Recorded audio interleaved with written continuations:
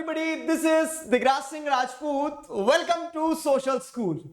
इस वीडियो में हम लोग क्लास 12th पॉलिटिकल साइंस का जो चैप्टर है हमारा एनवायरमेंट एंड नेचुरल रिसोर्सेज, इस चैप्टर का नेक्स्ट टॉपिक पढ़ने वाले हैं. और जो नेक्स्ट टॉपिक है हमारे पास में यह है India's stand on environmental issues.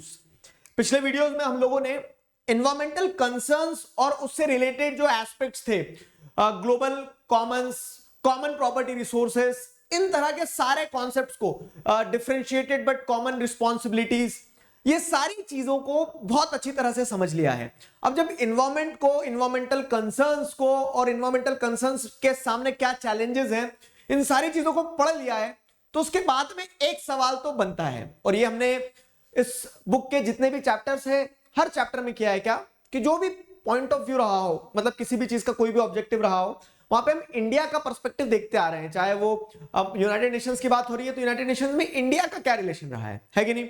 तो वैसे ही अब इन्वायरमेंटल इश्यूज वाली थीम पे जब पूरा चैप्टर पढ़ा है तो बात तो बनती है किस चीज की कि हम ये देखें कि इंडिया का स्टैंड क्या है इन्वायरमेंटल इश्यूज पे. क्लियर है पॉइंट? अब देखो इंडिया का स्टैंड क्या होगा, बिना पढ़े भी थोड़ा सोच के देखो. तो जैसे ऐसा बोलते हैं ना कि अगर मान लो क्या हो रहा है, इरिस्पेक्टिव ऑफ द फैक्ट कि अगर किसी इंसान की किसी से दुश्मनी है, दोस्ती, जो भी, लेकिन उस इंसान की डेथ होती है तो हर इंसान को शोक जाहिर करना होता है, ऐसा होता है. तो वैसे अगर आप यहां देखोगे तो यहां क्या है कि इन्वायरमेंटल इशू भी क्या है, एक ऐसा मुद्दा है. तो अपना प्रॉफिट, अपना loss, developing country, non developing country, इन सारी चीजों के अलावा एक सबका एक कॉमन स्टैंड ये रहना चाहिए कि सब इन्वायरमेंट के टुवर्ड्स कंसर्न शो करेंगे. ठीक है, तो India's stand on environmental issues. अगर आपको कुछ ध्यान नहीं आ रहा एग्जाम में, आपको ये भी ध्यान नहीं आ रहा कि चैप्टर भी एग्जाम में पढ़ के जाना था नहीं जाना था, और क्वेश्चन ऐसा आ गया कि what was the stand of, what was India's stand on environmental issues, या फिर what is India's stand on environmental issues, इस तरह से, तो आपको एक चीज ध्यान रखना रहेगी क्या कि स्टैंड हमने जो भी लिया होगा वो ऐसा लिया होगा कि हाँ एनवायरमेंट का कंजर्वेशन तो होना चाहिए. तो ऐसा बोलते ना कभी कभी तो मन से फेंक के आना चाहिए. ठीक है, तो वो मन से फेंकते कैसे आना चाहिए, वो ऐसे आना चाहिए. तो कुछ चीजें बेसिक्स ऐसे रहते हैं जो अंडरस्टैंडिंग बेस्ड रहते हैं, उसमें आपको ऐसा बहुत ज्यादा कोई रॉकेट साइंस सीखने की जरूरत नहीं होती है. समझे मेरी बात को? तो वही चीज है यहाँ पे. तो India stand on environmental issues की अगर हम बात करें तो India signed and ratified the 1971 Kyoto Protocol in August 2002. 1997 का जो क्योटो प्रोटोकॉल था, तो इस क्योटो प्रोटोकॉल की जड़ें कहां थी? यूएनएफसीसीसी. ठीक है, तो अब यूएनएफसीसीसी से क्योटो प्रोटोकॉल निकल के आया. क्योटो प्रोटोकॉल का ऑब्जेक्टिव क्या था, ये सब मैंने आपको कॉमन बट डिफरेंशिएटेड रिस्पांसिबिलिटीज वाले पार्ट में बताया था कि ग्रीन हाउस गैसेस के इमिशन को कंट्रोल करना. ग्रीन हाउस गैसेस जो निकल रही हैं उनके एमिशन को कंट्रोल करना वाज द ऑब्जेक्टिव. उनके एमिशन को कंट्रोल करना वाज द ऑब्जेक्टिव. तो India signed and ratified Kyoto Protocol in August 2002. India and China and other developing countries were exempted from requirements of Kyoto Protocol. अभी जो Kyoto Protocol sign हुआ था कि green house gases को के emission को control किया जाएगा, तो उसमें इंडिया, चाइना और दूसरी डेवलपिंग कंट्रीज जो है, ब्राजील वगैरह जो है, तो इन्हें थोड़ा सा एग्जम्पशन दिया था. बोलोगे अच्छा ऐसा क्यों? तो एग्जम्पशन का बेसिस भी हमने पढ़ा है पीछे. क्या पढ़ा है? Common but differentiated responsibilities. तो एनवायरमेंट को बचाना सबकी कॉमन रिस्पॉन्सिबिलिटीज है, लेकिन आपको क्या देखने को मिल रहा है कि डिफरेंशिएटेड टर्म्स में रिस्पॉन्सिबिलिटीज होगी. इस चीज पे सब एग्री हुए थे, और वो क्यों, कैसे, वो मैंने आपको समझाया था कि पॉल्यूशन जो हुआ तो डेवलप्ड कंट्रीज ने ज्यादा किया है ना, तो उसी के चलते क्या डेवलपिंग कंट्रीज तो बोलेगी कि हमारा तो एमिशन होगा ही होगा. क्यों? क्योंकि we are in the developing process. तो यहां पे वो चीज समझना होगी कि रिक्वायरमेंट जो था क्योटो प्रोटोकॉल के जो नॉर्म्स थे उसमें थोड़े से एग्जम्पशन मिले थे इंडिया, चाइना और दूसरी डेवलपिंग कंट्रीज को, because their contribution to the emission of greenhouse gases during the industrialisation period was not significant.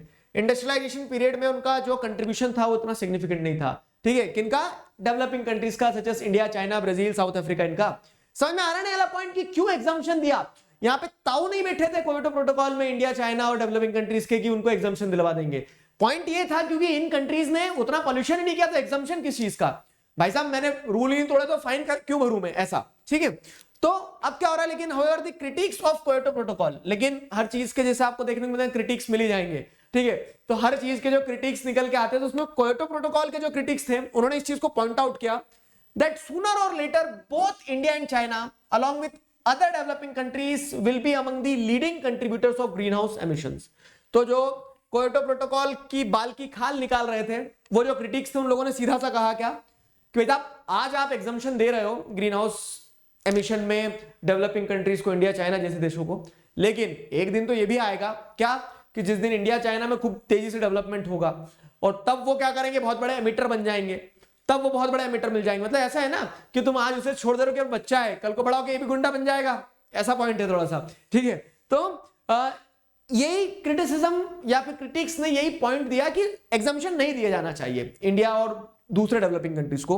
तो एट दी G8 मतलब क्या है, तो 8 कंट्रियों का समूह है। उसमें क्या होता है, उसमें आपको देखने को मिलता है कि उसमें इंडिया और इंडिया के साथ में और डेवलपिंग और कुछ डेवलप्ड कंट्रीज, ये सारी कंट्रीज हैं, ठीक है। चलो एक होमवर्क देता हूं, ग्रुप ऑफ 8, ये जो G8 नेशंस हैं इनमें कौन कौन सी कंट्रीज है पार्ट बताना, ठीक है। तो G8 मीटिंग जून 2005 में India pointed out that the per capita emission rates of developing countries are a tiny fraction of those in the developed world, ठीक है। तो ये जो कुछ क्रिटिक्स ऐसा बोल रहे हैं ना कि कल को ये भी बड़े होके तो बड़े एमिटर्स बनेंगे ही बनेंगे, तो उसी चीज को मतलब बोलते हैं ना कि उधर से एलिगेशंस लगाएगा। तो एलिगेशंस को क्लेरिफाई करते हुए इंडिया ने बोला G8 की मीटिंग में क्या कि हम कितना भी एमिट कर ले, लेकिन डेवलप्ड कंट्रीज ने जितना एमिट किया उतना नहीं कर पाएंगे हम, ठीक है। तो एक तरह से ऐसा है कि आप बेबुनियादी आरोप हम पर मत लगाओ, ऐसा फाइन। और इसी के चलते क्या है, इसी के चलते अब लेकिन पॉइंट है कि सोल्यूशन क्या निकाला जाए, सोल्यूशन क्या निकाला जाए, इंडिया क्या बोलेगा कि किस बेसिस पर आप हमें एग्जम्पशन दो। तो इंडिया ने वही बोला कि कॉमन बट डिफरेंशिएटेड रिस्पांसिबिलिटीज का रूल होना चाहिए। और क्यों होना चाहिए कॉमन बट डिफरेंशिएटेड रिस्पांसिबिलिटीज का, क्योंकि इंडिया ने क्या किया, ठीक है, international negotiating position relies heavily on principle of historical responsibility as enshrined in UNFCCC, ठीक है। तो ये जो फ्रेमवर्क था यूएनएफसीसी का, इस फ्रेमवर्क में जो बात निकल के आई थी क्या कि रिस्पांसिबिलिटी उन लोगों की ज्यादा होना चाहिए जिन लोगों ने ज्यादा डैमेज पहुंचाया है। उसी चीज को क्या है, ये इस इंटरनेशनल नेगोशिएशन को इंडिया बार बार हाईलाइट करते हुए यही बोलता है, क्या सोल्यूशन इंडिया ने ये दिया कि कॉमन बट डिफरेंशिएटेड रिस्पांसिबिलिटी का प्रोविजन सबसे बढ़िया है, वो व्यवस्था सबसे बेहतरीन है। This acknowledges that developed countries are responsible for most historical and current gas house emissions and emphasizes that economic and social development are the first and overriding priority of developing country parties, ठीक है। तो ये जो conference of parties हैं सारे जो मिलके protection की बात कर रहे हैं, किस चीज की, एनवायरमेंट के प्रोटेक्शन की, तो इंडिया इस पॉइंट को हाईलाइट करता है। इंडिया का जो स्टैंड है वो इस इंटरनेशनल नेगोशिएशन पर ही डिपेंडेंट है, यूएनएफसीसी के, जहां से ये आर्गुमेंट निकल के आया था कि भाई साहब जिसने जितना पॉल्यूट किया है वो उतना पे करेगा, पॉल्यूटर्स पे कॉन्सेप्ट था। और इंडिया ने ये भी बताया था कि डेवलपिंग कंट्रीज जो है, तो डेवलपिंग कंट्रीज भी चाहती है, सब चाहते हैं कि एनवायरमेंट का प्रोटेक्शन हो, लेकिन इकोनॉमिक और सोशल डेवलपमेंट जो रहेगा ना, तो फर्स्ट और ओवरराइडिंग प्रायोरिटीज रहेंगे किनके, डेवलपिंग कंट्रीज के, क्योंकि developed countries are already socially and economically well off, but the developing countries need to strive for social and economic development, and in that process it is for sure that they are going to emit some of the greenhouse gases, and therefore the exemption given to them is legitimate. You cannot question over that part कि हाँ इनको exemption क्यों, समझ में आया।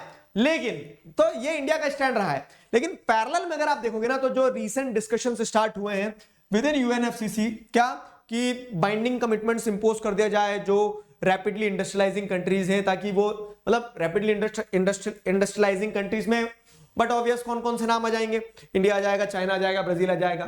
तो ऐसे countries के ऊपर अब कुछ थोड़े से कमिटमेंट्स लगाए जाए, मतलब ऐसा बोलते हैं ना कि नाउ इट्स हाई टाइम, आप कंट्रोल करने की जरूरत आ गई है। तो यहां पे इंडिया ने क्या किया है, इंडिया ने ये जो यूएनएफसीसी में नई हवाएं चलना शुरू हुई है ना कि नहीं पहले दे दिया एग्जम्पशन दे दिया, अब उनके ऊपर भी बाइंडिंग कमिटमेंट्स डाले जाए। तो India strictly oppose this thing, why, because India feels that this contravenes the very spirit of UNFCCC. India इस चीज को अपोज करते हुए बोलती है कि भाई साहब यूएनएफसीसी का जो फ्रेमवर्क था, तो उस मतलब ये जो अर्थ समिट का फ्रेमवर्क निकल के आया यूएनएफसीसी वाला CCC, ठीक है।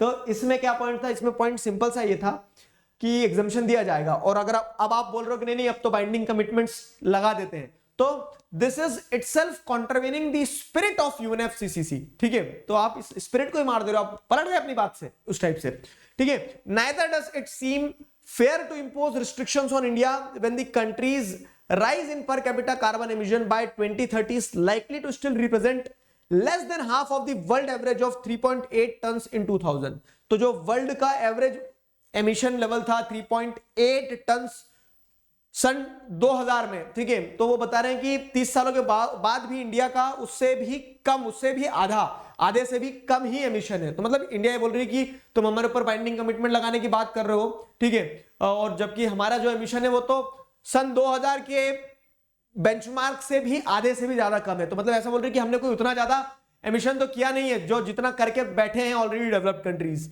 ठीक है। Indian emission are predicted to rise from 0.9 tonnes per capita in 2000 to 1.6 tonnes per capita in 2030। तो डेवलप्ड कंट्रीज तो 3.8 टन, ठीक है, 3.8 टन इन 2000 के हिसाब से पोल्यूट कर रही थी। आज हम 2030 में भी क्या करेंगे, उससे भी आधा ही पोल्यूट करेंगे, उससे ही आधा ही क्वांटिटी में ग्रीन हाउस गैसेस एमिट करेंगे। तो ये आर्ग्यूमेंट देते हुए इंडिया क्या कहती है कि हमारे ऊपर आप किसी भी तरह का बाइंडिंग कमिटमेंट लगाने की अगर बात करते हो तो दैट इज नॉट जस्टिफाइड, वो सही नहीं होगा। ऐसा पॉइंट ये आता है कि सर इंडिया तो लड़ा जा रहा है अपने लिए कि हमें तो एमिट करने दो गैसेस, एनवायरमेंट के लिए क्या किया, what is the stand of India on environmental issues, ठीक है। तो इंडिया का अपना क्या स्टैंड है एनवायरमेंटल इश्यूज पे। तो ऐसा नहीं है कि हम सिर्फ लड़ रहे हैं, हम हमारे हक के लिए लड़ रहे हैं कि नहीं भाई साहब, डेवलपमेंट होगा उस प्रोसेस में हमें कुछ एग्जम्पशन तो मिलना चाहिए, वो कॉमन बट डिफरेंशिएटेड रिस्पॉन्सिबिलिटी के प्रिंसिपल को होल्ड तो करना पड़ेगा, ठीक है। लेकिन वो ऐसा भी कहता है, ठीक है, on the similar ground India, मतलब क्वेश्चन ये उठता है कि is India doing anything for environmental issues. तो yes, India is doing many things. क्या है वो, तो the Indian government is already participating in global efforts through a number of programmes, ठीक है। वर्ल्ड वाइड बहुत सारे अलग अलग प्रोग्राम चल रहे हैं इन्वायरमेंट कंजर्वेशन के लिए और इंडिया उसमें अलग अलग तरह से पार्टिसिपेट कर ही रहा है। India's national auto fuel policy mandates cleaner fuel for vehicles, ठीक है। तो यहाँ पे आपको क्या देखने को मिल रहा है कि साफ सुथरा क्या होना चाहिए, क्लीनर। जो नेशनल ऑटो फ्यूल पॉलिसी जो है वो सिंपल ये कह रही है कि जैसे डीजल व्हीकल्स में कमी करके क्या किया जाए, पेट्रोल व्हीकल्स और थोड़ा क्लीनर फ्यूल्स की तरफ जाए, उससे ज्यादा हो तो इलेक्ट्रिक व्हीकल्स की तरफ आगे बढ़े, तो ऐसे, ठीक है। एनर्जी कंजर्वेशन एक्ट जो है जो 2001 में पास हुआ, तो it outlines initiatives to improve energy efficiency को बढ़ाया जाए, ऐसे प्रोडक्ट का इस्तेमाल किया जाए जो कम एनर्जी कंज्यूम करें। तो एनर्जी कंजर्वेशन एक्ट पास किया गया सरकार के द्वारा। Similarly the electricity act of 2003 encourages the use of renewable energy, solar energy, wind energy, ठीक है। तो इस तरह से क्या होगा कि मतलब solar electricity was the major component of this electricity act of 2003. Recent trends in importing natural gas and encouraging the adoption of clean coal technologies show that India has been making real efforts, ठीक है। अब जैसे अगर आप देखोगे तो जो recent trends आपको देखने को मिल रहे हैं कि हम नेचुरल गैस जो है नेचुरल गैस ज्यादा इंपोर्ट कर रहे हैं, क्लीन कोल टेक्नोलॉजीज का इस्तेमाल कर रहे हैं जिससे थर्मल इलेक्ट्रिसिटी प्रोड्यूस करते समय जो पॉल्यूशन हो उसको कम किया जाए। तो ये दर्शाता है कि we are committed towards environmental issues, we are committed towards conserving and preserving environment, ठीक है। The government is also keen to launch a national mission on biodiesel, ठीक है। Government is also keen on what कि national mission on biodiesel launch किया जाए। National mission on biodiesel मतलब क्या है कि बायोफ्यूल का इस्तेमाल किया जाए और using about 11 million hectare of land to produce biodiesel by 2011-12, ठीक है। India has one of the largest renewable energy programme in the world में जितने भी रिन्यूएबल एनर्जी प्रोग्राम्स हैं, तो जैसे सोलर पार्क जो है इंडिया का, तो ये आपको क्या देखने को मिल रहा है कि these are one of the largest renewable energy programmes in which India is a party. तो these are some of the initiatives apart from fighting for our interest India have taken for environmental issues. तो ये आपको सारे point ध्यान रखना, एक अच्छा answer लिखने में आपकी मदद करेगा। उसी के साथ साथ जैसे अगर आप देखोगे तो इन 1997 इंडिया जो है तो India demanded a review of implementation of the agreements at the earth summit at Rio. Earth summit at Rio में मतलब जो 1992 का अर्थ समिट हुआ था, अर्थ समिट हो गया, फ्रेमवर्क निकल के आ गया UNFCCC, ठीक है। उस बेसिस पर जैसे अगर आप देखोगे तो क्योटो प्रोटोकॉल, ठीक है, पेरिस एग्रीमेंट, मतलब अलग अलग बहुत सारी चीजें चलती रहेगी।